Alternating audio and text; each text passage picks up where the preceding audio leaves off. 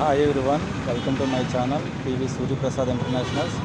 మీరు ప్రతిరోజు కానీ లేదంటే అప్పుడప్పుడు లేదంటే మీ జీవితంలో ఎప్పుడైనా సరే హాస్పిటల్స్ చుట్టూ మెడికల్ స్టోర్స్ చుట్టూ అంటే గడిగడికి వెళ్ళి ట్రీట్మెంట్ తీసుకుంటున్నారంటే దానికి కారణం మీ ఒంట్లో అంటే మీ కడుపులో ఉన్న డైజెషన్ సిస్టమ్ అంటే జీర్ణ వ్యవస్థ. మీ కడుపులో ఉన్న జీర్ణ వ్యవస్థ చెడిపోయిందని అర్థం.